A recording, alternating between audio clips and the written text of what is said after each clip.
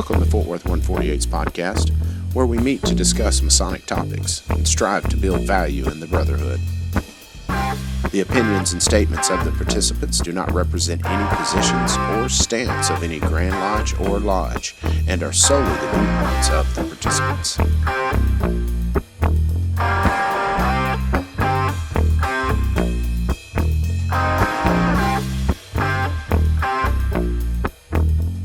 Welcome back to the podcast, brothers. This is Rhit, past master and current secretary of Fort Worth 148. This is Billy Hamilton, current junior warden for Fort Worth 148. And this is Brother Josef Wages from Plano Lodge, number 768. Awesome, Joseph. Hey, Billy, you were supposed to tell him we had a special guest. Oh, he's a special guest. I'm so used to doing that. He's our rock with it, and he's attending duties with his fiance as well. Right. So we miss him, but glad to have you, Joseph. I'm glad to be here, guys. Yeah, this is something I've been wanting to do for quite some time, but Travis Norman actually kind of pushed me along with it to where I was like, I'm going to reach out to him, see if he'd do it. Of course I would. Awesome. Glad to have you on. All right, Billy, we want to jump into these listener questions we put together. Sure. Let me, if you don't mind, I'll go ahead and kick it off. So the first listener question is lapel pins, yes or no? And if so, how many is too many? And I know we've seen the jokes before with the Masonic lapel extender. So at what point does it become too much? For me, I rarely wear any, but I'm only a member of Scottish right now. But if I wear one, it would just be the square and compass, but it's very rare. So, Sorry about that. No, you're right. To each his own, but I've heard somebody say they wear one for each appendant body they're a member of, which was like 4. I was like, that might be too many.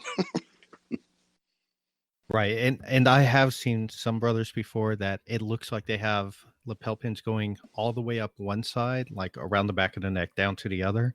That's too many. Me personally, for a while, I was doing 2. And then sometimes I would get to 3 because it's like, yeah, you want to represent everybody if you're going to a specific event. But lately I've been narrowing it down to 1. And I usually swap it out for whatever I'm attending, right? To be the one that best represents that. Sometimes I'll go for 2 still, but I try to keep it down to 1. I think I've kind of outgrown my must show all bling stage of my Masonic career. Yeah. Joseph, do you wear lapel pins? Yeah, I usually wear 1, and it's kind of like whatever the cool one as I got recently, because I travel around quite a bit. So wherever I go and I get a really neat looking one, I'll wear that one until I get a new neat one. That's a good rule of thumb. And for me, the bottom line is do what you want to do. If you're worried about somebody judging you for wearing too many pins, then you got to go do some more studying. Do what you want to do. That's holes in your lapel, not mine. Okay, so the next question that I saw that I liked was, what's the Masonic symbol that speaks to you the most? And to caveat that, not your favorite, I guess. It could be this one and the same, but the one that just always gets you flowing and gets you thinking. So for me, honestly, it's the hourglass, I think. And when you take the Knight Templar degree, there's a part in there that's absolutely beautiful where it talks about that it should remind you of the sands of time, running out unto death. And I think it goes with, reminding us that we have a short time in this world and that we should be mindful of what it is we're doing. We spend a lot of time wasting time on things that are unimportant. So sometimes we need to take a step back and focus and say, in the grand scheme of things, does it really matter how much time I spend on Facebook? Does it matter, how much time I spent watching TV? No, so I think it's a good reminder that, we all need to have some downtime, but I think we need to always keep the end. We need to have some kind of goal in mind that we're working toward, and that we have a short time to achieve that goal. So we need to make sure that we're working appropriately, using our time wisely. No, I like that one. That's one of the uncommon Masonic symbols. No, for me, I think it's it's almost a toss up between the evergreen, but it's the point within the circle that really, I think, speaks to me the most, because that was a symbol I identified immediately as I came into the craft. It's like I've seen that somewhere on an Egyptian wall, in a picture, but I've seen that symbol before. And it just reminds me how we're connected to humanity, that far back. For that long, we've been interpreting symbols. Mm-hmm. And that one in particular, it's been special enough to make it all this way. So that one's always got me juiced up. Oh, that is a good one. Joseph, any special ones to you?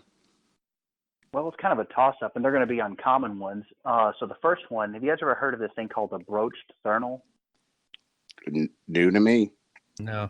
Okay, like in the old, like late 1600s, early 1700s, in some of those manuscripts, it talks about a broached Fraternal, and it says what the apprentices would do is they would learn how to sharpen and adjust their tools. So what it was like a thing for adjusting their tools, like sort of their square, make sure it was perfectly square. And so it's like a tool to achieve perfection. So you use your tools and you kind of gauge and set them up on these things. So that way you've got repeatable results. And that's kind of like, it speaks to me to perfection. The other one is in a lot of the continental traditions, for manuscripts going back to the 1740s, the skull is actually a symbol of morality. So though in our American system of Masonry, which is largely based on ancient Masonry, we don't really have a skull symbol per se. The older form, the moderns, have it all in their manuscripts and all in their ritual too. So it's not one that we're familiar with per se, but it is still a Masonic symbol. Yeah. Now say the name of the first one again. The broached Fraternal. BROCHED THURNELL. That's interesting. That's funny too, because it's been a few years, but I was at a presentation by Kevin Main at Plano Lodge, your lodge, and he talked about how the perfect ashlar was used for the fellow crafts and whatnot to make sure their squares were true.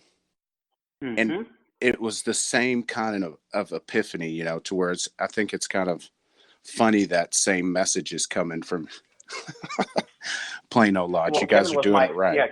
Yeah. Kevin was my instructor, so he may have helped me along there. Yeah, he's a great guy. Cool. Well, I guess we can get into a couple questions that'll, this is just kind of getting to know you.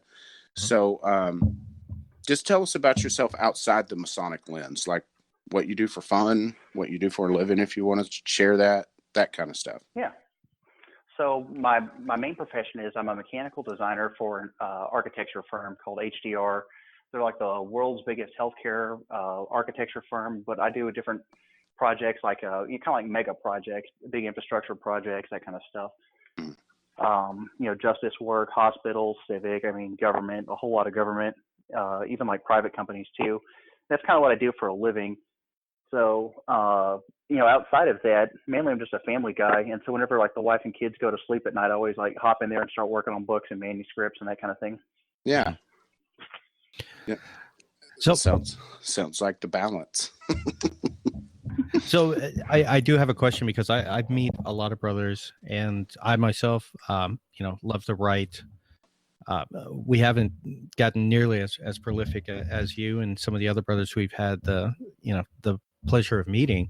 Do you have any tips for Masons that are on the fence about either starting to write, even if it's, like starting their paper for the Texas Lodge of Research, or maybe, I guess, what would your tips be for someone who was interested in starting to write about Masonic topics?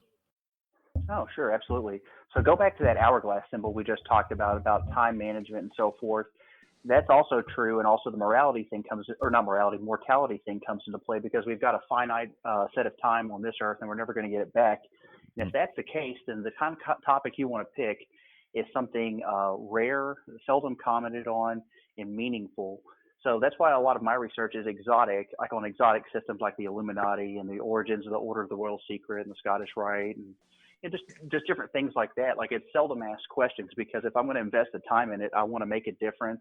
Yeah. And so if you pick a scarce topic, that's a good start. And then whatever topic you do pick, you literally have to read everything that's ever been written about it, and you want to check every last footnote, and you've got to burrow down to primary sources. And what you'll find is, you get down to those primary sources, and maybe they have a wrong interpretation, and it keeps getting echoed because, this guy was thought to be the authority on it. Maybe he misunderstood something, and that happens all the time. Mm-hmm. So what you want to do is get these primary sources, read everything there is to know about it. If the person's alive, maybe even reach out to them and ask them about their paper, because a lot of times you'll find these guys, they didn't put everything in the paper, or they wish they hadn't said something, or they wish they had said something. And so you can literally pick up where these guys left off, and that way you're not making up for lost time. You're starting off like at a known quantity, and then you can build from there. So it's kind of like the transgenerational transmission of information, and that's really kind of like the whole point of writing anyways. And so if you'll follow that kind of example, you can supercharge your work to start writing meaningful and impactful things. That's legit. Yeah, that's good stuff. Yeah, very cool. Absolutely. Okay. So, Joseph, when and why did you join? Well, so I started doing Masonic research for a while back, and my dad was wanting me to join his lodge.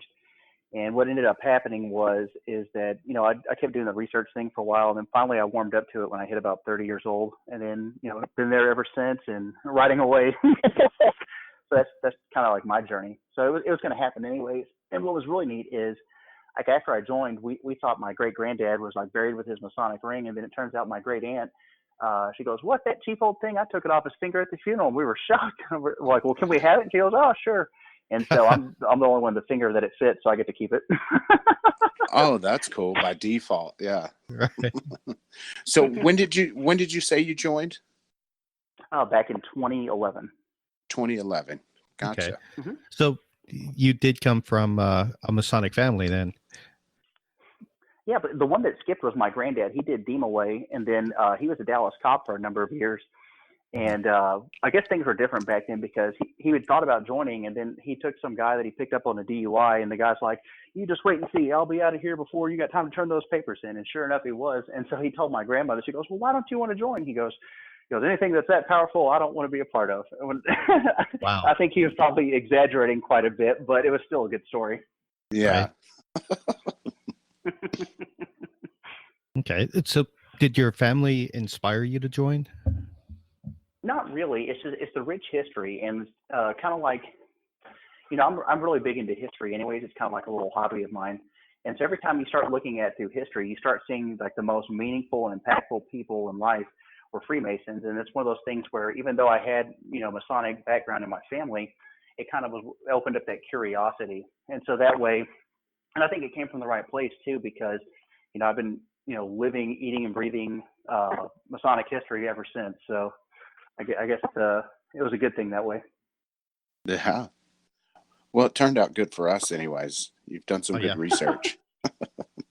Oh, thanks, guys. Yeah. So what's your favorite aspect of the craft? And I could probably guess this. Okay, guess. Researching the history. Hey, surprise! No, that's greatness. And I think that's what's so great about our craft, is that you can find your niche, because don't get me wrong, I love the history of our craft and looking into it and the nuances and stuff. But when it comes down to it, I'm a ritualist. I love working in the ritual degree. That's where my connection to the craft starts from. And I think that's so great that we can all meet in the middle, have our own little niches. Oh yeah, absolutely. I mean, for me, it's the study of ritual, but it's all throughout history, because what I'm doing is I want to do before I'm gone, like every major 18th century exotic high degree system and put their ritual out there to study, because there's all these different groups that we don't really know a whole lot about. Like even in the Scottish Rite, until this next book I'm working on comes out with art, you know, we have a whole lot of questions and don't really know like where the ritual came from. And, you know, hint, hint, maybe we might have a few answers here coming up pretty soon. Oh, wow. That is an awesome teaser. That is an awesome teaser. So last question I have, I think I could, you know, it's one of those ones I think you've almost already answered as well, is what keeps you motivated, you know, to do those kind of things, to continue to research? It's kind of like an obsession. I don't think I really have a choice in the matter. But it's my hobby, right? So like some guys, like, you know, they'll watch sports. Some guys, you know, they'll maybe play an instrument or something like that. For me, it's just researching this stuff nonstop, and you know, just trying to preserve the history and understand the history, because, you know, everything I keep seeing is we had an okay idea, but we didn't have a whole lot of the details. And what I want to do, like with my time doing this research, is to fill in as many details as I can, and so that way the people that come after me, they don't have to fill in those holes; they already have it filled. Yeah. Wow. Yeah. No, that's greatness. I mean, I know some of the pictures I've seen of places you've gotten to go. It's like, yeah, that'll keep you motivated. Oh yeah, especially the Grand Lodge of Sweden. That place is the most fantastic place you've ever seen in your life. Absolutely. We're going to get into that. So we don't want to spill the beans too much. But before we get into the Grand Lodge of Sweden, I want to talk about your book, which I have in front of me as well, Billy, but mine is autographed. So take Oh, that. rub it in, Rhit. Yeah, I think that was the first time we met, Joseph. I've been to Plano Lodge quite a few times, but I'm sure it was a presentation and your book had just come out.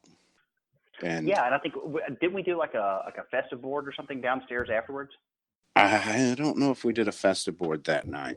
This has been probably what, 2 years ago? How long has this book been out? Oh, since 2015, so it was maybe closer to 3 years ago. Yeah. Yep.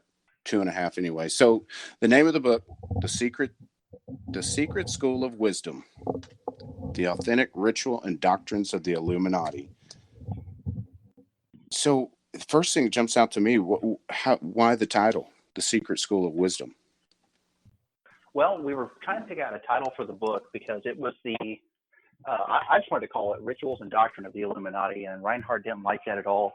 He goes, well, what about this? What if we call it The Secret School of Wisdom? Because we read in Adam Weishaupt's correspondence, again, like, you know, for several years, that the whole point of what he's trying to do is to have this secret school of wisdom where they could teach like the ideals of the Enlightenment, philosophy, science, that kind of stuff. And the reason for creating it is because the Jesuits had a monopoly on education in Bavaria, and so they weren't allowed to teach a lot of popular philosophy and things like that. And they kind of downplayed science quite a bit too. And so he wanted to have this secret school of wisdom, and that was the whole point for making the Illuminati in the first place. Gotcha. Wow. Well, Okay. I like the title. It's catchy. Oh, thanks. So, go ahead, Billy. You jump on it. Well, actually, so the question I had really was, would you mind giving us kind of an overview about the book and the role that you played in bringing it to the public? Yeah, sure, absolutely.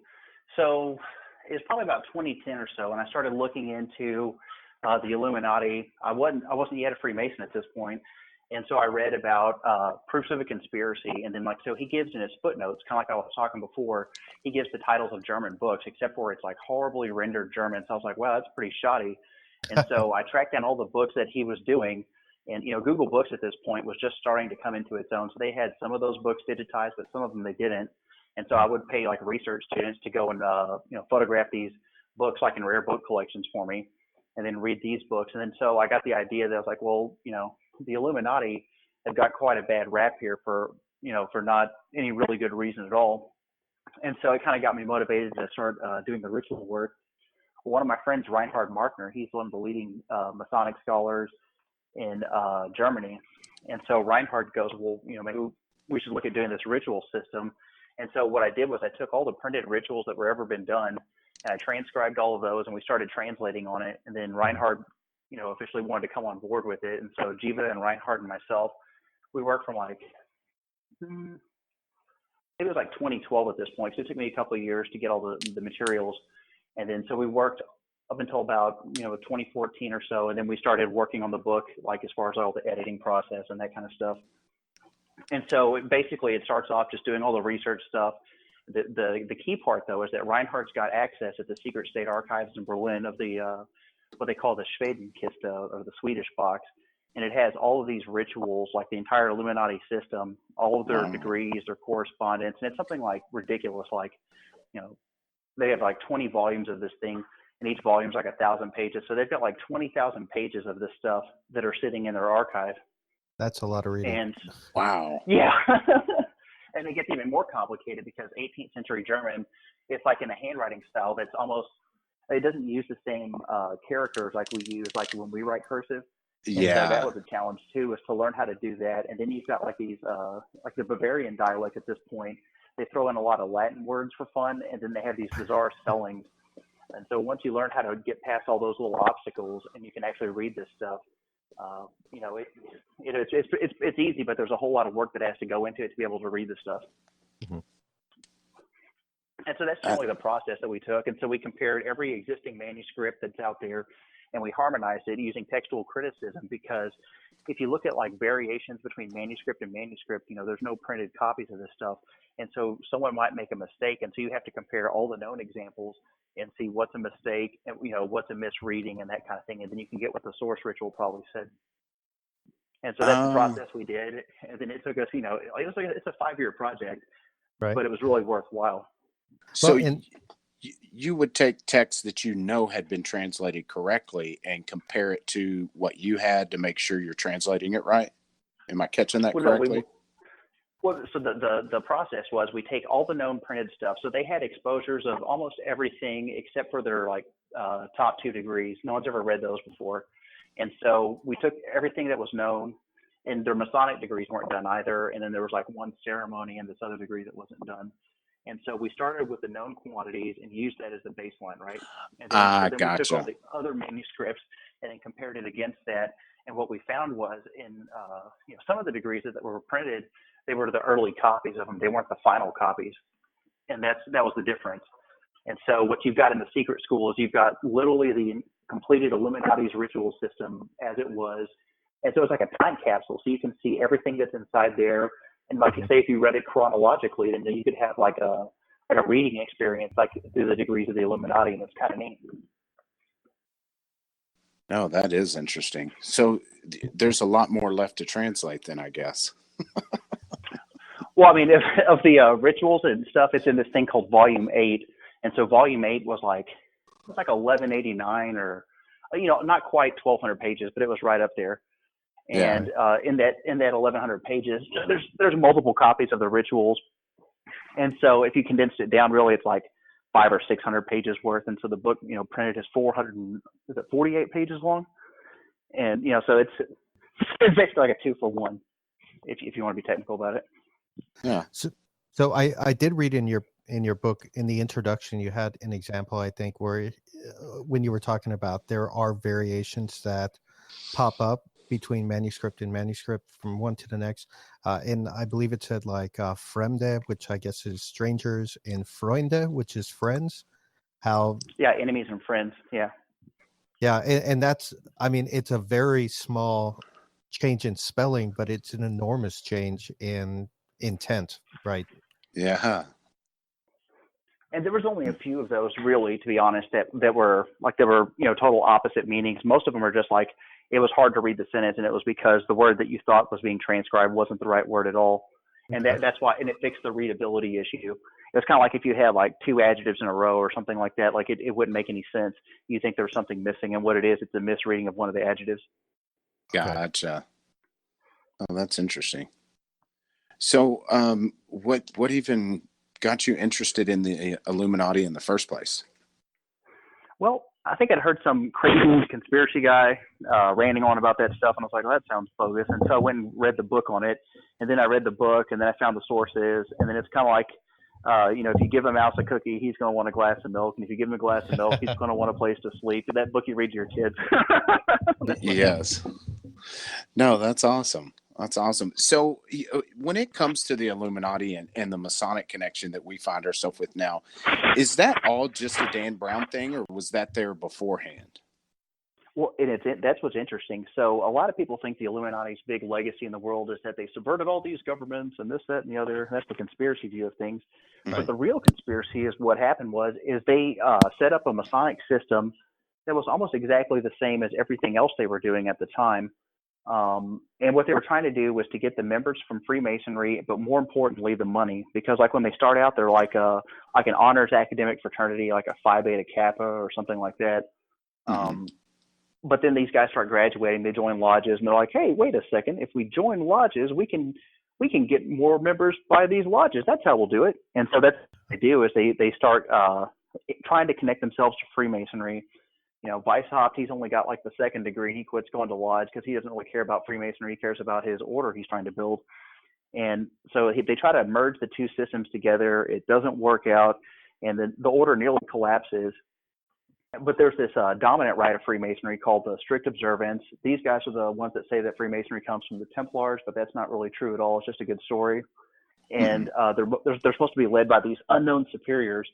Well, when the founder, Baron von Hund, dies, it becomes obvious there are no unknown superiors because no one's out there talking to them. And so this dominant rite in Germany goes into terminal decline. And so this guy named Baron von Knigge, he wants to reform the strict observance system and have like a new Masonic system. And so he gets kind of roped into joining the Illuminati. And then the next thing you know, him and Weishaupt are working together. And so he's important because, Weishaupt's good at the lectures, but Knigge is a ritualist. And so his role is to basically write all the ceremonies and stuff, and Weishaupt writes the lectures. And that's kind of like the way these two guys work together. And so they work together for a while. They fight it out. Then they have like competing visions for their system, like where Weishaupt wants this secret school of wisdom for education because he's a professor. Knigge being a high degree Freemason, he wants his high degree Masonic system.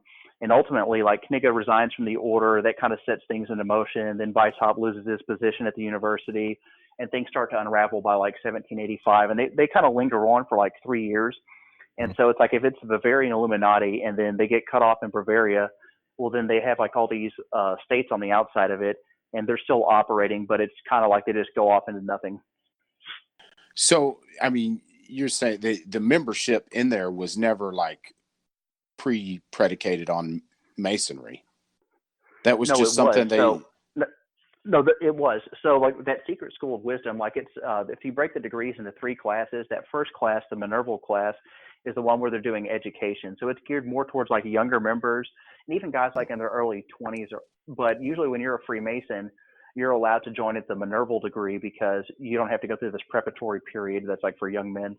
And so, but you have to be a Freemason to advance through the system because there's Masonic high degrees on top of it. I mean, the point for Weishaupt is to give you these lectures, but the point for Knigge is to have this high degree system. So, you have to be a Mason, and that's how the system gets revised going forward because Knigge basically starts where Weishaupt left off and builds this whole Masonic system on top of it. And really what it's patterned off of is this thing called the strict observance. That he takes the form because if you think about it, like when people create things, they don't create out of a vacuum. They create from like a known quantity, things they're familiar with. And so if you're a member of the strict observance, your new Masonic system is going to have an awful lot of similarity to the strict observance system. Yeah. That's kind of how it works, I guess. So, I mean, and I'm trying to compare it to what we would consider it in today's standard, with all our rules and regulation. This would kind of be like an unofficial appendant body if they were to pop up today. No, it's even worse because they start off when they get the idea back in like 1778, a couple of years after they're founded to link up to Freemasonry. What they end up doing is they end up starting their own lodge in Ingolstadt called St. Theodore of Good Counsel is what they call it. And they purchase a patent for it from the Royal York Lodge of Berlin. They operate like that. They start chartering daughters, but it's really expensive. And so like when you look at the constitutions from these daughter lodges, it says that St. Theodore of Good Counsel is chartered by the Royal York Lodge, and now as their daughter, this lodge is going to do this, that, and the other. And so they're giving their authenticity. But what ends up happening is they're trying to get a better price for these new lodges that are starting, and it doesn't work out. They end up having some fight with the Royal York Lodge. And so what they end up doing is declaring themselves their own superior. So they start this thing called the eclectic rite of Freemasonry. And so they just break off altogether. And they copied the ritual book from Zereinigkeit, or the Unity Lodge in Frankfurt, which was like chartered under an English Constitution in 1742. And so they work with those rituals and then augment them. And what they do is they take the penal signs from like the second and the third degree and combine them together in the first degree. And so they don't have any obligations in the second or third degree. They do away with those for a handshake. And what it is it's one of those little markers that how you can tell if someone's a member of your system or not. They still have all the right information because it's been passed on in the first degree, but they have just handshakes for the obligations in the second and the third. And that's what it was. It was just a real subtle little difference, but it was just enough to be able to distinguish themselves from other people. And so they basically started chartering all these lodges under their own jurisdiction, and they would also send people out to go into these lodges, because what they wanted to do was get the officers, like, the worshipful master, junior warden, and senior warden. They would want them to come along to this system. And so what they would do is they would join up under the eclectic rite. And the thing about the eclectic rite is they had, degrees 1 through 3 were the same no matter what happens. But for any high degrees, the lodge had the liberty to choose. And at this point in time, there was like a whole menu of different high degree systems your lodge could pick. And so the thought was, it's like, well, you're free to choose, but wait a second, we've already captured the officers, so we know what you're going to choose. You're going to choose the Illuminati system.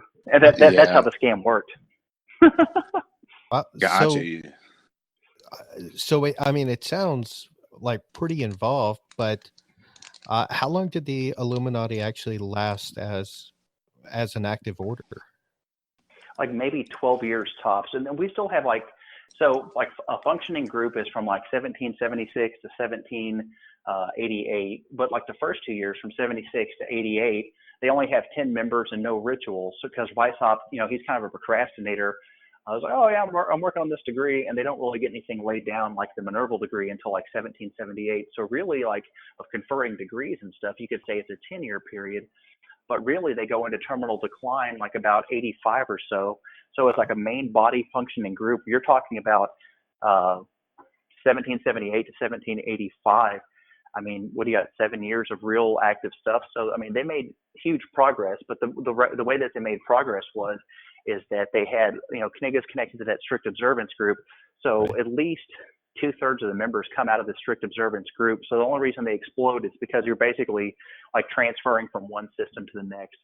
You're no longer a member of the strict observance, you're a member of the Illuminati order. And that was kind of like how it worked. And so they had like almost 2,000 members by the time they went extinct. So that 2 years, as you said, Weishaupt was a procrastinator in 1778. Mm-hmm. Would that be when Knigga joins? No, he joins up in 1780. So basically they only have the secret school of wisdom, those first like 3 degrees, novice, Minerval, and Illuminatus minor, or Minervalus Illuminatus, depending on which manuscript you're looking at. Right. Those 3 degrees are static up until about 1780, but when Knigga comes in, he revises those 2 ceremonies, and he puts a tracing board in the Minerval assembly for their 2nd degree that they had, and then in the 3rd degree he adds in this ceremony like where you come, like if you're being initiated into Illuminatus minor, you come dressed as a master mason, but instead of like your lodge jewel, so each lodge would have like its own little jewel and seal, and they would like wear it on like through their buttonhole in their jacket on the left side. And so instead of that jewel, you would come with your Minerval jewel hanging through that little buttonhole. And then you went through this table lodge ceremony, and that's how you were initiated into Illuminatus minor. And so basically the idea is that they really start integrating with Freemasonry about 1780. So from like 1780 to 1785 is like hardcore activity, but really to 88 until it extinguishes itself. So you only have like 8 years of Masonic activity, basically.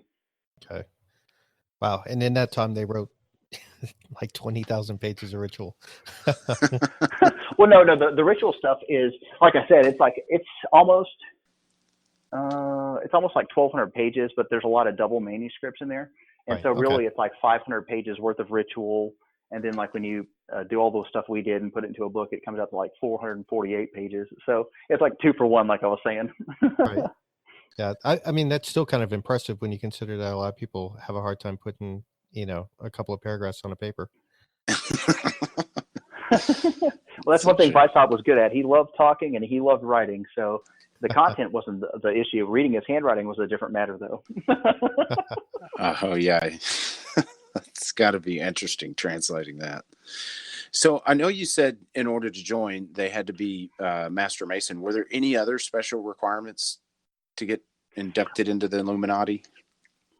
Well, so like we'll just talk. The only thing that really matters, I guess, in the context what we're talking about now is like the Masonic degrees. So if you were a member of a different system, like you were a member of the Strict Observance, you would have to state that you were a member of this system, or if you were a member of the Golden Rosy Cross, and if you were, you probably weren't getting in. But if you were, you would have to declare what different high degree systems you were a member of. But that's generally the idea. So they kind of shied away from nobility because they had this utopian reform they wanted it to enact on society, and they thought that by like educating people, they could make them free and happy, and ultimately like kind of like some kind of weird, not really libertarian, but almost like anarchist kind of view, like with all the education and the enlightenment that you're capable of ruling and governing yourself, and really the need for governments kind of goes away, which is a bunk philosophy, but it sure does sound nice.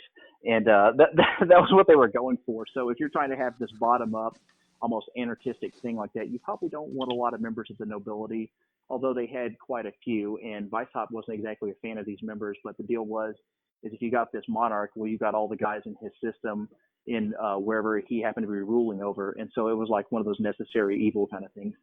Yeah. All right. Well, actually, and since you just touched on it right there, kind of utopian idea that they promulgated. So that kind of leads me into a question I was going to hold for later, but I think it's good right now. So what was the reason for the quick demise of the group? Was it associated with that kind of utopian vision?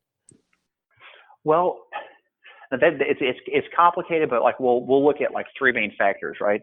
The first main factor was you've got competing visions. So Weishaupt can't expand the system without Knigge. Knigge really he can write all these great ceremonies, but he needs Weishaupt's philosophy, or at least that's the idea. I think he could have done just fine, on his own, but that's just me.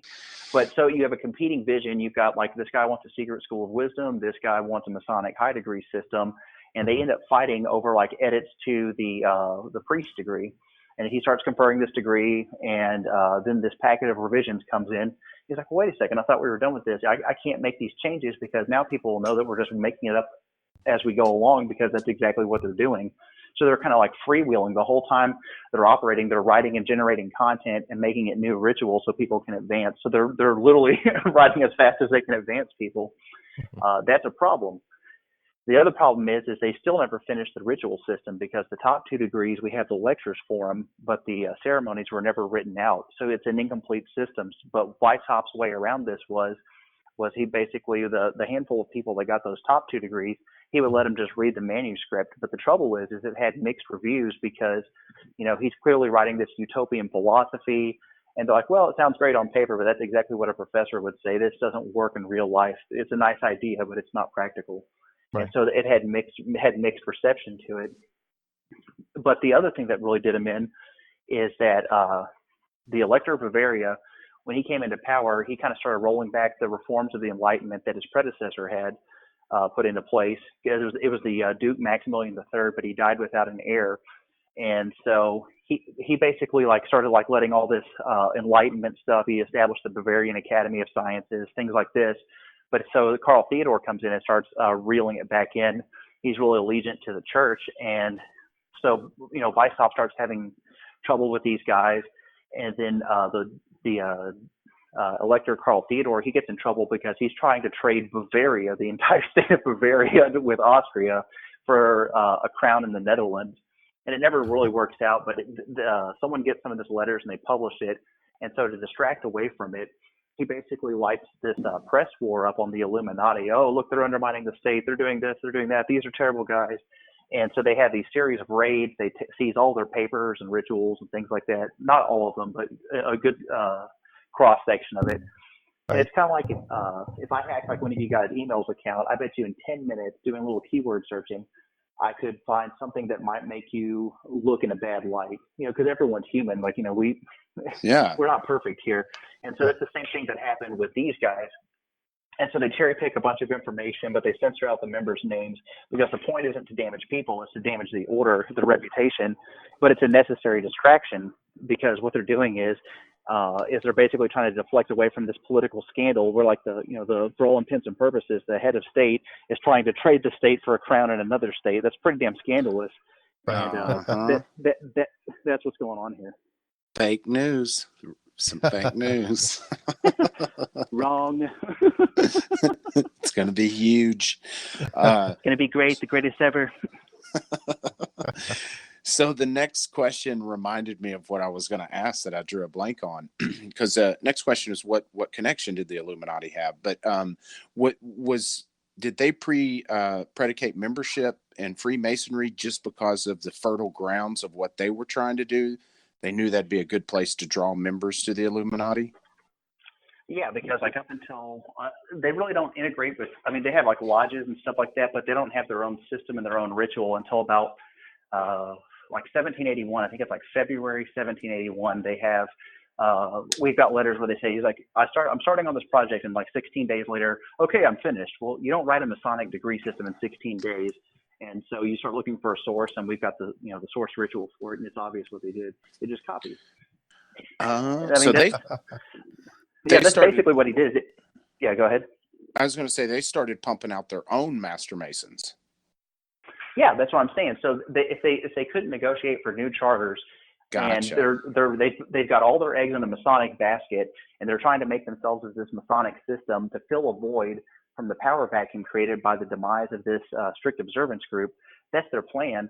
But if they get cut off and they can't charter new lodges, the only thing they can do is basically declare themselves, we're our own superiors of Freemasonry. We'll charter lodges. And they even went to the point of like having these circulars they started sending around to the lodges for recruitment to basically sway them. And maybe some lodges came. Yeah. So maybe some lodges came over. I don't know that there's any study of it, although it probably should be done. If they were able to sway anyone with this circular. But the point is like, they're out there subverting the existing Masonic systems to build themselves up is what the main thing is. So They just made the original Candyland then.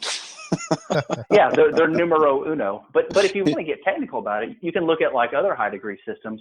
Where did they get their authority from? And there's a few that are legit, and there's a bunch that are they're questionable. Yeah. And then there's others that are just obviously frauds. But yeah, that's their kind of their main thing they were doing was their subversion had less to do with civil society and had everything to do with Freemasonry. And what it was is they wanted members and they wanted money, and that was it. Gotcha. Go ahead, Billy. Well, actually, I was going to ask, did you want to ask the question about fast tracking? Wait, where was that? I remember that reading about that. Yeah, because one of the guys did have the idea about fast tracking, didn't he? It was Weishaupt, yeah. Weishaupt, yeah. He didn't like the idea of the degrees. Was he the one that just wanted the higher degrees? Well, no. What he wanted was so Knigge and Weishaupt are arguing, and Knigge says, "Hey, look, I know you guys want to merge together." They basically wanted to have, if you were an entered apprentice, you were a novice. If you were a fellow craft, you were a Minerval, and if you were a master mason, you were an Illuminatus minor. They wanted to basically like graft these two degrees together. Well, Knigge says, look, you can't do that because there's already this, there's a tradition now in Germany from like at least the 1740s on that, there's these three Masonic degrees. You can't just start adding to those rituals and not be seen as a bunch of charlatans because that's exactly how it would be received. He goes, what you need to do is have them as two distinct classes. Well, Weishaupt doesn't like this. He goes, well, the requirements for my 3 degrees are more stringent than your 3 degrees. And so, but what they end up coming to the agreement is that Knigge is right, that it will not be received correctly. So they have to separate the things up. And Weishaupt doesn't like this so much. So his way to kind of help people breeze through these meaningless Masonic degrees is to have like 1 day advancements, right? So you're an EA today, tomorrow you're a fellow craft, and the next day you're a master. Isn't it great? So he's who we have to blame for that then. No, I don't know about him. I'm sure it's been done before, but yeah, it's not a new idea is the point. Exactly. Yeah. Yeah. We think we come up with new great ideas. Okay. That's great. So, I think we're probably coming near the end of this topic. One thing I wanted to ask about is you said that, before you even became a Messian, you started looking this up because of some of the conspiracy theories around the Illuminati you heard. What are your thoughts on those theories that the Illuminati did not die, but merely went underground and are still influencing people and events to this day? Well, like you start off, so there's really two conspiracy theories. You've got the contemporary one, which was at the time. So it's the Bavarian government kind of ignites that with publishing all that unflattering stuff and their rituals, and then, emphasizing certain parts to say a certain thing, which it doesn't say, but that's what we say it says. So that's exactly what it means. So the point is you've got like a contemporary conspiracy theory started by the Bavarian government, then Robeson and Barruel comment on it. Barruel's angle is I'm a former father of the Catholic Church, and then during the French Revolution, they had all the atrocities, stole the church's properties, murdered and massacred the priests, nuns, and that kind of thing. And so he doesn't have a high view of the French Revolution. Right. And so he makes these connections that says, well, the Illuminati came here in 1787, they set it up, and all these people, look, they just did all this bad stuff, and it's the plan of the Illuminati, and thanks for buying my book. And that's really what was going on, was thanks for buying my book. But you gotta make it interesting, otherwise people don't want to read this stuff. And the same thing with Robeson. He's a former Freemason, even had like the original Scots master degree. But what ends up happening is that he kind of loses a bad taste for it. And then you've got the United Irishmen and all these guys that pop up in the late 1790s.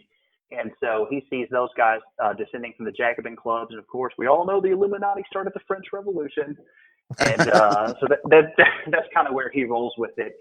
And so it's those two guys that we can think in the English language for any knowledge of the Illuminati at all. It just so happens that everything we happen to know about them until this book came out was that it was, 180 degrees opposite, and they missed the things that were important and overemphasized the things that weren't, and then made up a whole bunch of other stuff too. I say all that because that's how we get to where we are today. And you've got different like far right-wing groups in the 50s. You've got like the what's that group? John Birch Society. Like Robert Welk latches onto some of this stuff, starts putting it in his lectures and essays. And the thing is, because there's a gap of information between accessibility and language, and also just scarcity of these materials in the first place. And so there's no reliable way to go out and counteract that kind of propaganda. And a lot of it, like they kind of wrap up the Red Scare with, and they kind of blend the Illuminati in, and they say, well, the Illuminati's invented communism. Yeah, it's communism. And then they run off with it. And, it's funny to me because like what you see is people basically take the idea of the Illuminati because it's this infamous and nefarious thing. And so they build on this narrative. So like all the boogeymen, it's always the Illuminati. And what it actually is, it's totally disempowering. So if you wanted to be a real conspiracy theorist, you'd look at it as they want you to study the Illuminati because you spend all your time chasing after these soap bubbles and fictitious things when we're out here ruling and dominating the world. Isn't it great? So keep researching those conspiracies. So, like a series of false flag, operations. So That's great. Well, and it's interesting too because, of course, Masons. A lot of people assume that Masonry is essentially run by the Illuminati, and I've had people before who, when they find out that I'm a Mason, and they're like, "Oh, so what is the Illuminati really doing?" And it's like, we have nothing to do with that. I always walk away with, "Oh, well, I guess you're not a high enough degree yet." And the fortunate thing is one of the main reasons why I'm writing this book, what this is it's basically like it's an atomic weapon of information. So anytime anyone wants to say, "Oh, the Illuminati and Freemasonry," oh yeah, and that's what you do is you just hand them a copy of this thing. Or if you're so inclined, it's also kind of a hefty book, so a good whack across the head might also help too. That's the truth. It's a nice hardback book. Yeah. Right. Blunt force trauma of information.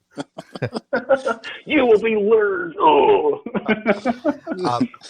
Actually, and I'm sorry, I did have another question too. I had read an interview that you had with, I think it was another podcast, and you had talked about that there was some communication between, I want to say it was Kaniga and Benjamin Franklin. No. So what ended up happening was like in early 1780, remember they haven't integrated fully into the Masonic degree, so they're all just kind of, they've got their little Minerva assemblies, and so they're reading about what's happening in the American Revolution, and they're thinking, wow, these people are going to be free of their monarch. Isn't it great? We should go over there. That's where we're going to go. It's like a big pipe dream. And so this project they called it Elysium, and they wanted to set up operations somewhere along the Savannah River, like in either Ebenezer, Georgia, or Pearisburg, South Carolina. And both of them are ghost towns today because they set them up on these lowlands. They're kind of swampy, so it's horrible for farming, full of infectious diseases. Terrible idea. Oh yeah. But the reason they wanted to go there was there's these people called the Salzburgers.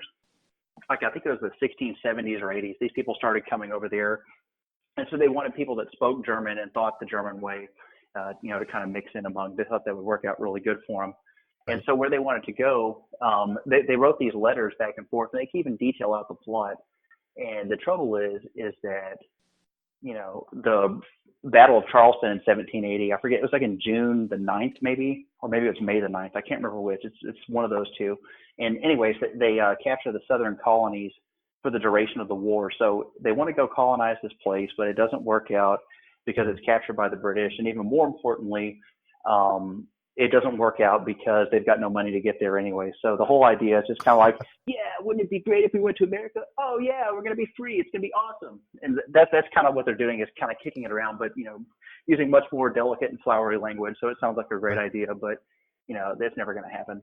And so they write to Franklin and Adams, and they even sent one to Philadelphia, which I guess goes to the Continental Congress, but I've looked all through the records and I can't find it. I'm not saying it's not out there, but just I haven't been able to turn it up. But the other two letters are like literally exactly the same. And the only thing that's different is one goes to Adams and one goes to Franklin. And we've got both copies of those letters. And even Adams wrote a reply back to them. And so they're asking for like this square mile of fallow land in a healthful and fertile country. And they're like, we'll go ahead and fight this war with you guys, but we want like liberty of conscience and this, that, and the other. And, so Adams writes them back. He's like, I'm not sure what you guys are talking about here, but we got these people called the Dunkers. They basically can do whatever they want religiously. And that's the idea, is that he totally misunderstands what they're saying. And I don't even think Franklin even writes them back. But it was neat to find, letters from these guys to them. And the Germans never found them. It's because the guy that wrote it was a guy named Bader. But they were looking for Bader's letter to them, and they couldn't find anything. So I just looked in their records, and I was like, okay. They wrote it in 1780 around this time. Did anything come from Germany? Oh, yeah, this letter from Munich. Oh, look, Adams got one too. And like, so like in 15 minutes, I figured it out. But it was because he wrote under a pen name of Kempton Strauss. And that's the reason why they never figured out what was going on. Oh, being sneaky, changing his name. Mm-hmm. That's greatness. Okay, I got one last question. Billy, I'll let you take us into the next topic. So, Joseph, what was your big takeaway from this book, this project? Well, I mean, basically, it kind of supercharged my whole like research career, because I took, kind of the elusive, like gremlin, the thing that nobody could conquer, or this, that, and the other. And so it was kind of like I took a really, really big problem that had huge, tremendous value, but had never been commented on, and I broke it down into tiny little pieces. And it just so happens that, to do all that, it took about 5 years to do. So the main thing, like from a personal level, is literally anything you want to motivate yourself to do. If you'll take the time to work at it nonstop, not take any breaks or any kind of time off, you can accomplish literally anything you set your mind to. Maybe I could have done it in 4 years, maybe I could have done it in 3 years, but for me, it took 5 years. And so it doesn't matter how long it takes, it's that you finish the project. that was like a personal thing I took away from it. And the other thing I took away from it was that I really, really like researching the high degrees, and I'm probably never going to stop until I'm dead. That's awesome. That is awesome. Good deal. All right. So we'd like to move at this point to talk about your recent trip to the Grand Lodge of Sweden. You recently took a trip there, right? And we were wondering if you could tell us what prompted that trip. Yeah, sure. So I was lecturing in Oslo back in 2016 at the Treshow Symposiate, and it was like that's their lodge of research over there. And I gave a presentation which I hadn't given because I think they were looking for something less formal. And I gave this stuffy academic paper, and I feel bad for them because everybody else gave these wonderful presentations, and I could have given mine that way, but I already wrote the paper and turned it in. It's like, well, I guess I have to read it now. Well, while I was over there, one of my friends, Andreas Onefors, he's actually in Rutgers University right now, but he's at the University of Gothenburg in Sweden. He'd found this thing, like it was like the seal for the emperors of the East and West. And, if you've read any of the Scottish Rite history stuff, they're supposed to have a connection to us. And spoiler alert, they don't. But anyways, no one's ever seen their seal before. And so I was like, well, wow, that thing's over there. And so I was like, well, you know what I'll do? I'll just back home, and worked it out with the archivist to go over there and stay like in their they had like what essentially were like servants' quarters a long time ago, but now it's for like traveling brothers, and they can for $15 US or something a night they can stay there. It's kind of Spartan quarters. Wow. But it's still a $15 place you can stay. Yeah. And that kind of idea. And so I got down there, and Ulf pulled the thing out for me, and he goes, "Oh yeah, here's this." And he goes, "Would there be anything else you're interested in looking at?" And I was like, "Well, yeah, let's open up the archive." So he rolls it back, and I'm like, I'm floored because this thing, it is the most massive thing you've ever seen in your life of like materials. And what it was is the King of Sweden was a huge collector of Masonic and esoteric literature, and so everything that he had while they were kind of writing the Swedish Rite system. And even before that, like all the earlier lodges' histories, they combined them and condensed them into this whole giant archive. And so the stuff I was real interested in, kind of focused on, was what they called foreign holdings. And it's basically like, pick your European country. They've got like all of its rituals and everything going back to like some places like in the 1730s, but in a lot of places like really strong from like the mid 1740s, all the way up to the mid 19th century. So it's an absolute goldmine because, like when the Nazis came to power, they had this crazy idea that Freemasonry is this Jewish plot and they're out to subvert the world and blah, blah, blah, blah, blah. And so they would, they kind of forcefully shut down a few lodges, and the rest of the lodges, willingly turned their papers over to them. In this division of the SS called the RSHA, were like searching for this mythical plot that doesn't exist. And I'm not even sure that they really even believed this idea, but the point is they don't want groups meeting in secret that can challenge their power and organize, is the idea. Right.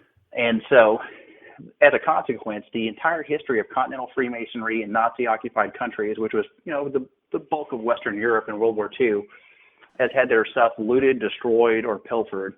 And then after the war, the Soviets captured most of this stuff, and only in the early 90s did stuff start going back to the countries they're supposed to. And there's still stuff in the Russian archives to this day that the Nazis scooped up. The thing that makes Sweden special, though, is that they were one of two countries to not have their archives messed with. In Denmark, they built a false wall and hid their archive behind this stuff. And in Sweden, they had a pact of neutrality with Germany where they could basically pass through to go beat up on Finland and Norway. And that was kind of how they operated. And so as a consequence, their archives were never messed with. And so it's it's the biggest collection of stuff I've ever seen. And I've been in pretty much all of them. I've never seen anything like this before. And so basically no one's ever gone through it that I know that's in the Western world. And so when I saw this stuff in 2016, I organized a trip together, and I was like, Art, you've got to come with me. And we brought our buddy Steve Adams with us. And Steve's he's an expert in digital media, but also in esoteric subjects. He knows all the different occult and all those different type of books, backwards and forwards, every variation. He's an expert at that stuff. Mm-hmm. And so, he was an important person to have because there's tons of these esoteric books there because the king was really into all that kind of stuff. And so there's all these rare, hand illustrated copies of these books in the king's handwriting that are illustrated. I mean, they're just the most gorgeous things you've ever seen in your life. Right. And, so Wow. yeah, to wrap that answer up, it's probably the most important thing that no one's ever done anything with until now. So that's Wow. it. So just this huge amount of just secret knowledge, right? That was, wow, that's amazing that no one has gone yet and just, gone through all that information. Well, and that's what we did on this last trip is we brought ourselves a Snapscan SV600 and then like an overhead camera rig for doing like large manuscripts, because some of them are so big that you can't scan with that Snapscan. Right. Yeah. And so we went in there and we just like kind of day one is we worked a little bit, but the main thing was like a recon, like in getting a plan, like what are we going to attack here? We can't obviously get everything, but we can get the most rare and unique information. And the other thing is like this information, it has like old catalog numbers, but they've got no index for it and no way to research it. So it's like, this is German box 1 and it's got, manuscripts 1 through 36A in it, but nobody knows what 1 through 36A is, what system it is, where it comes from, its time frame. So there's no index to it. It's just like, there's German box 1. Well, what's in it? We don't know. And so what we did was, as we photographed them, is we indexed all the stuff for them. And the idea is so now that there's these high-res copies that nobody has to touch those manuscripts for. And so what we really did is we saved them for the immediate, future. Maybe they got another couple hundred years before they're unusable. But, the point is like the less handling that happens, the better. And it's really important in this archive. So we did like 600 DPI, like shots of all these different rituals and stuff. I mean, it's literally the most fantastic thing. And people are going to be talking about this for years, all the material that's in this place, because it's amazing. That is awesome. How long were you guys there? We did it for 1 week. And the way we raised up the money to go there is we gave talks in New York City. We did this thing called Legends of the Craft to fund our trip up there. And then we also had a generous donation from our brothers out in not Pasadena, Santa Monica Valley, Scottish Rite. Made a generous donation to us. And, we'll give a symposium out there later on in the future to, as a, sign of our gratitude on this material. But I mean, it's, I can't stress like how important like what we did was, and it's just the first of like many trips. And I don't even have to go on the rest of these trips, and that's fine, because what's been negotiated is for all these archives to start sharing their material, because the reason we ended up in this situation was, we had a war, and so that's why there's been, like all this stuff was intact in the 19th century. Not a lot was written in the 20th century. There was a good reason for that, because except for England and a few other places, there's not any information out there to research from. That's why there's this big hole in information, is because it was all inaccessible from like, the middle 40s on. Yeah. No doubt.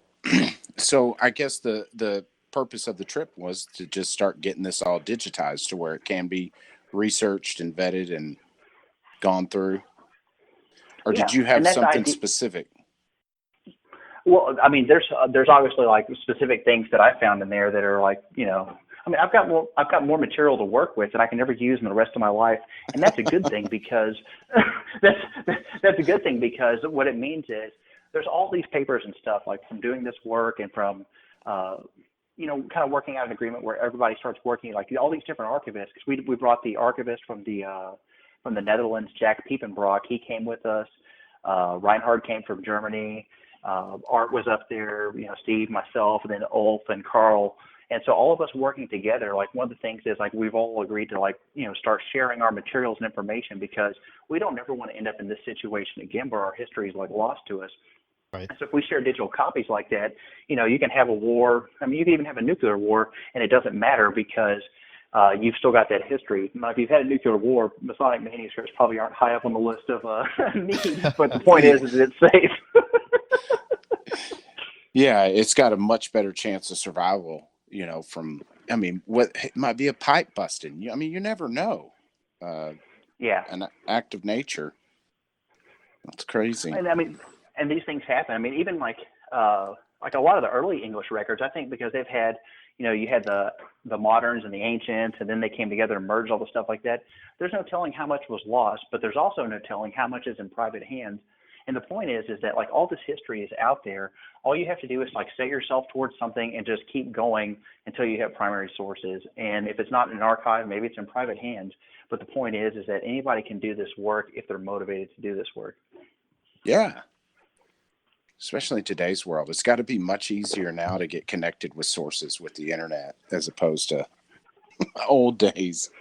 Oh yeah. Oh, sure. And then and you have all these perceptions like where people think that, oh, they'll never share anything with me. They keep all their archives to themselves. It's totally the opposite of that.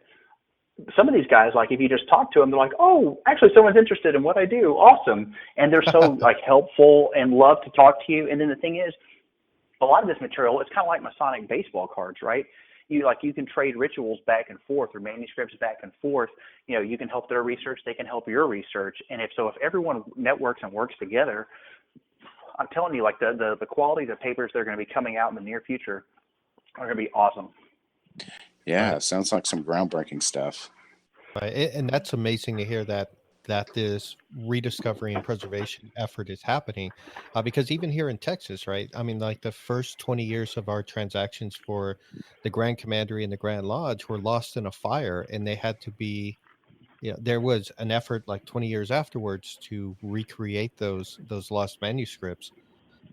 So that's amazing that this information is not going to be shared, because hopefully stuff like that won't happen in the future.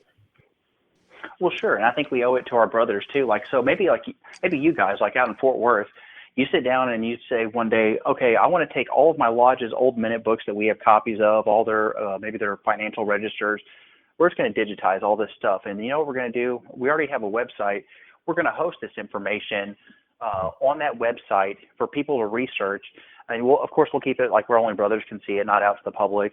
But if you do that kind of work, what you just did is you honored everyone that was ever initiated in that lodge before you and for the foreseeable future. And so you learned your own history, like where your lodge came from. You saved it for the future. You did an honor to your brothers. I mean, it's a win no matter which way you try to score this thing. And so it's really important stuff to do, I think. That's an awesome way to look at it. Yeah, I agree. You honoring those before us.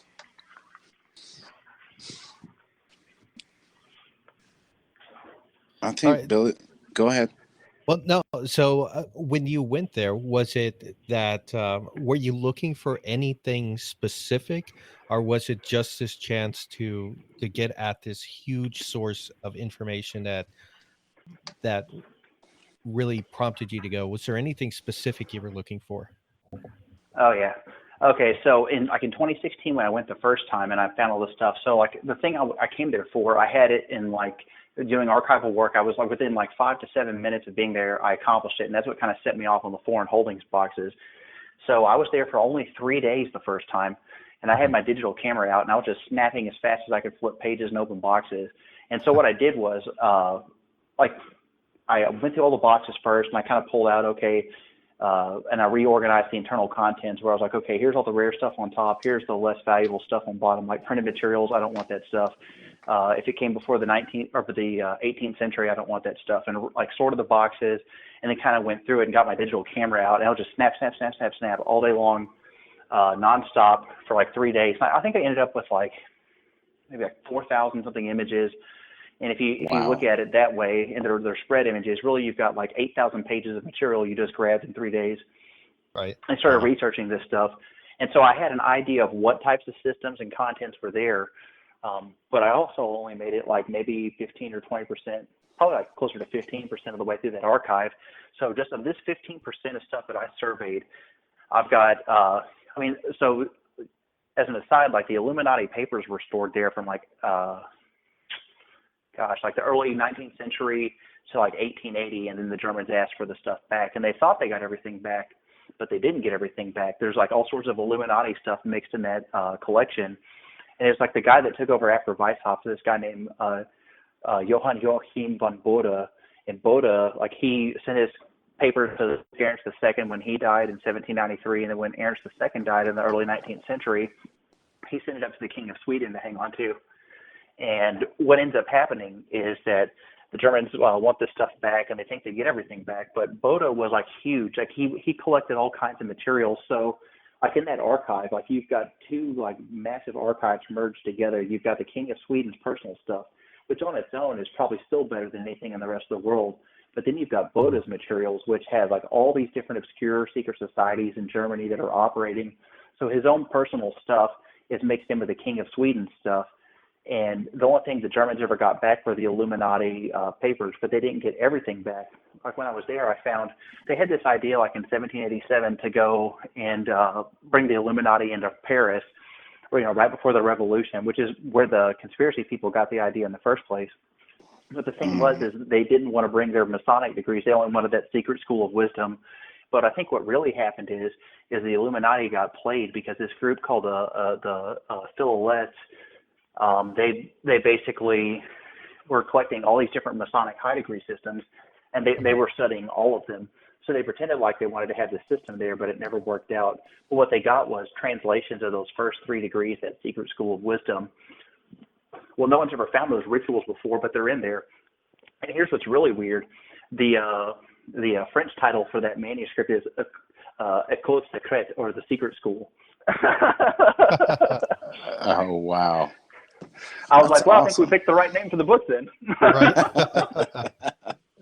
That's the truth. So aside from those awesome documents, were there anything that just like surprisingly jumped out at you that was like, like, wow, this is cool to be here? Yeah, so we basically have all like the unknown French Illuminati manuscripts, like the old Golden Rosy Cross system, which no one's really done a lot of research on except for like Bernard Bayer back in 1925 in German. So until we translate it all, no one's ever really going to get a look. And what he published was also only partial stuff because he was representing what he had at the Secret State Archives. The point is the entire system is there. So we're going to know what the Golden Rosy Cross system looked like. We're going to have even more information on the strict observance. Art did a thing in Collectania back in, I think it was like 2005, where he did the strict observance system, but it was based on like the Schroeder rituals. Well, there's more material than just the Schroeder materials. And so, that could be expanded into like a secret school of wisdom type book where it's like a time capsule. And that's what I want to do with like my research, is take all these different systems and put them back together. And there's also stuff like where, like the oldest, so the system that Stephen Marin of Scottish Rite fame, before he had the Order of the Royal Secret, they had this thing called the Alou Parfait. Well, it turns out the oldest copy of the Alou Parfait ritual from 1740 is in that archive too, because like I said, the King of Sweden was a collector. This one's neat though, because it's literally an official copy from Paris. So we've got an official copy from 1749 of this system. I could go on and on and on. Like basically it's like, name a high degree system, it's there. They even have like English stuff from like Dunkerley in the 1790s. They've got like all kinds of crazy stuff. Wow. That's awesome. So Billy, you got any last questions on that subject before we wrap this up? Yeah, actually. So did you attend any lodge meetings there in the Swedish Rite? And if so, what are your thoughts about their ritual? Okay, so yes, we did attend lodges. We attended lodges every night. So it was like research by day, lodge room by night. And that's what we did. So it was basically like Masonic archive band camp for nerds. And we got to go see all their rituals at the same time. That's what we awesome. But I'll tell you what, though, that Swedish Rite, we got to get something like that here in the States. I'm not saying like it needs to be its own separate system, and it doesn't need to replace the system, but it needs to be represented here because it's one of the most beautiful systems. And what's weird is that strict observance system, really it never died out at all, I think, because like a whole lot of what the Swedish Rite does is the strict observance system, but it's not the strict observance system. It's been reformed. And, it's had some different things added to it. But the point is, if you want to talk about the most beautiful, powerful thing you've ever seen, it would be the Swedish Rite. Now, what you may find different, though, is that in like continental lodges, for instance, the wardens are both in the west. So you've got like the junior warden who's in the northwest and the senior warden who's in the southwest. And the floor work differs than what we're used to, all that stuff.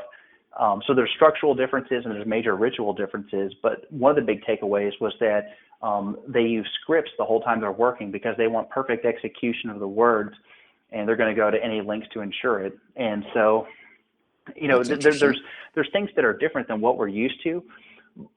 Interestingly, like, so I started doing a little bit of transcription work in like for that early Masonic catechisms project that's going on. And what I figured out is that the original English Masonry, though, had the wardens in the West. And so that's how you know if you're dealing with a modern lodge or an ancient lodge, is where are the wardens at? Because if the warden's in the South, or the junior warden's in the South, that's an ancient system versus the moderns having both wardens in the West. And so, oddly, that their system preserves traditions that's even older than what we observe here in the United States. Interesting. Well, so I guess a follow-up question to that too is, and I had heard rumors about some people are trying to bring some kind of representation of the Swedish Rite here in the U.S. I'm not sure how far that's progressed but if one of the brothers here was to travel to Sweden, is there a level of amity? Because they have a 10-degree system. Which lodges can a brother attend if they're from the United States? Oh, yeah, and I encourage it, but what you want to do is you want to write to him before you visit and get a schedule of what degrees are going to be taking place. Fall's usually a good time for it. Like September, there's a whole lot of Masonic activity, which is kind of the reason why we picked when we did. Okay. But so if you're a Master Mason, you can go up to their 3rd degree. Now, their system is a Christian-only system, though. That's the one thing that's different. So if you're not a Christian, regardless of what degree you hold, you're probably not getting in above the 3rd degree. Okay. But if you are a Christian and say you have the 32nd degree, you can get into everything up to the 9th degree, 33rd or 10th degree. And then there are 11th and 12th degrees. Like 12th degree is a nobility thing, so basically we're never going to see that one. Just go ahead and give up right there. The 11th degree is like the equivalent of like some kind of like Grand Lodge member or something. So again, we're never going to see that one. So if you have the 33rd degree, you can get into up to the 10th degree. And Carl's probably going to kill me if I've got like any detail wrong here, but I think that's generally how it operates. Okay. All right, very cool. So I guess, Rhit, do you want to go ahead and start going through the closing questions? Yeah, let's close with these couple questions. So what's next, Joseph? What are you working on now? Well, the paper I gave for the Blue Friars was this thing called Stephen Marin and the Balo manuscript. And what that Balo manuscript is it's it's Marin's personal copy of the source rituals that later become the Order of the Royal Secret. Franken worked with these materials after his demise and until his demise, and then later it gets reformed into the Ancient Accepted Scottish Rite. So what it is, it's like literally, if you're in the Ancient Accepted Scottish Rite, it's probably the most important manuscript ever, because it's literally the source ritual. And I'm not going to give away much more than that, other than you're going to have a faithful copy of this thing that has full color high-res scans of this manuscript, the French transcriptions and the English translations, and many more surprises that we're not going to talk about. The point is, it's going to be a really important book, and it should be, with any luck, it'll be out in the next couple of years. I mean, the work's already done on it, but the thing is, with all these different books, you got to kind of wait for your spot in line. So our spot's not ready yet. Okay. Oh. So, are you available to speak at lodges? And if so, how would a brother best contact you for that? Yeah, usually people just reach out to me on Facebook Messenger.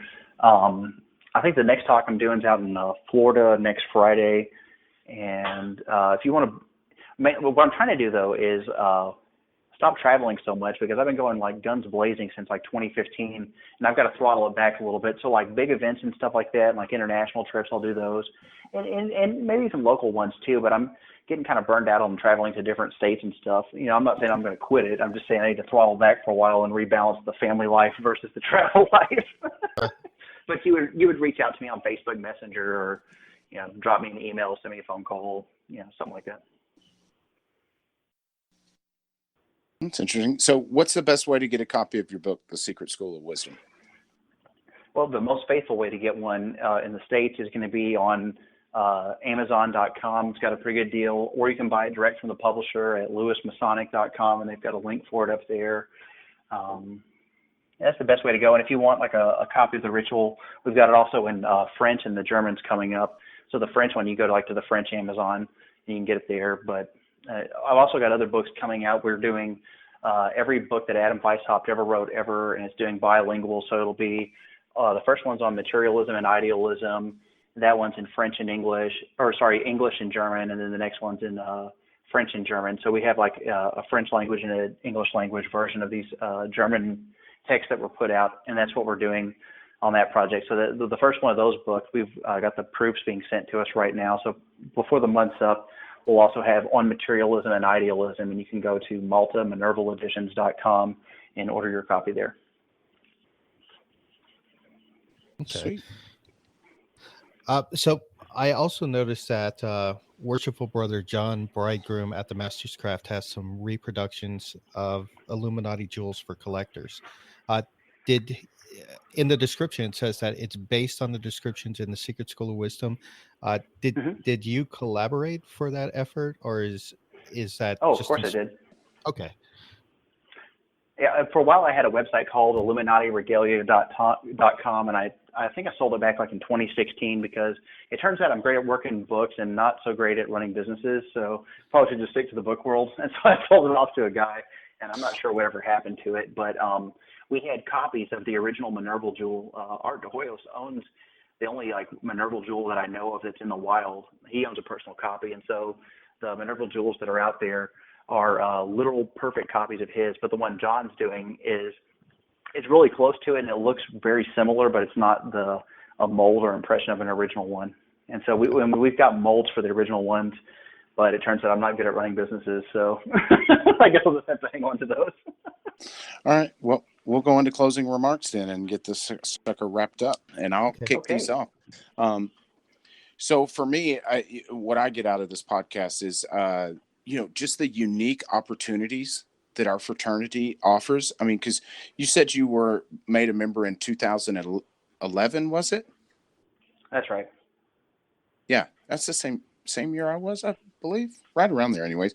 Well, in that short span of time, here you are getting to travel all over the country, all over the globe, getting to do things that are just once in a lifetime. Some of those are, very rare opportunities. And then on top of that, just the zeal you have for it, it's so energetic. There was a couple times I caught myself in this podcast, like, you know what, I need to get on my horse and finish writing, or finish what I'm doing here and just make my mark, just like you found your niche, and just dig into it. So I appreciate the zeal, man, and definitely the effort you put into the research. Well, thank you. I really appreciate that. And it's kind of like one of those things, we can go all the way back to our opening remarks, and we were talking about, favorite Masonic symbols. You were talking about, finish up and make your mark. Well, what's interesting is that your words are going to live past you. So it's another reason why you should do Masonic research and work really hard, because the things that you find and discover and put in print long after you're dead and turned back into dust, your words are going to live on, and it's going to inspire other people. And what people are going to do is your words, and they're going to have your thoughts while they read them, and your words and your thoughts live again. So one of the ways, at least in the short run, to achieve immortality is to do this kind of work. And so that's what you're doing, is you live forever if you can crank out some meaningful research. Yeah, that's true. Echo through the ethos. Yeah. Right. That's a great way to set up a legacy. And I want to say thank you also for some of the research that you and some of the other great authors that we've been able to interact with are doing. For me, it seems like when I first became a Mason, I felt like there wasn't really any information about the history or the ritual, and there was, what was out there wasn't really based on anything factual, right? So it's amazing to see the work that you're doing and others based on the rediscovery of all these great manuscripts and information that have just been sitting in archives for 200-300 years, just waiting for someone to come along and find it and analyze it and help bring it to light for the general public. So for me, I want to say thank you. This is something that I wish would have been around when I first became interested, because for a long time it felt like, you kind of had to develop your own answers, kind of had to find your own information. It was really self-study, self-actualization. There wasn't really anything to help you there. So, I love the information you're putting out there. I look forward to seeing more of it and reading your next book. Oh, I appreciate it, guys. Sweet. So you got any closing remarks, Joseph? Well, I mean, just to again, like play on that theme again. So like you're talking about all those different archives and manuscripts.